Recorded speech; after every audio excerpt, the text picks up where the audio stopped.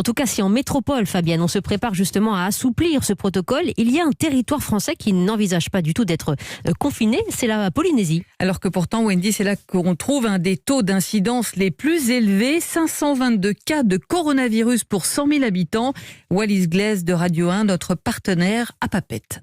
Si les autorités ont rejeté l'idée d'un confinement, elles ont maintenu le couvre-feu, et ce au moins jusqu'au 14 décembre. Le message est clair, un reconfinement représenterait une véritable catastrophe économique et sociale pour la collectivité. Un sentiment partagé par Elvis, commerçant au marché de la capitale, Papeete. Par rapport au confinement, c'est pas facile, il ne faut pas refaire un reconfinement. Parce que déjà, pour la première fois que ça s'est passé le confinement en mois de mars, c'était dur pour nous les commerçants. Voilà, s'il y en a un reconfinement encore en Polynésie, je pense que c'est la catastrophe pour le commerce local. Parce que nous, on dépend des touristes aussi. Rappelons que la Polynésie a rouvert ses frontières le 15 juillet dernier pour sauver son tourisme. 2 semaines plus tard, l'épidémie a commencé à se répandre sur le territoire. Pour Rémi, buraliste, les autorités ont eu tort de rouvrir aussitôt les frontières. Si on devait fermer les frontières, il n'y aurait peut-être pas eu plusieurs décès ici en Polynésie. Ouais, je pense bien qu'ils se sont précipités. Ils auraient pu peut-être rester jusqu'à la fin de cette année 2021. Autre coup dur pour l'économie locale, les métropolitains ne peuvent plus se rendre en Polynésie pour motifs touristiques en raison du confinement national. Les compagnies aériennes qui desservent la Polynésie française ont déjà réduit leur rotation.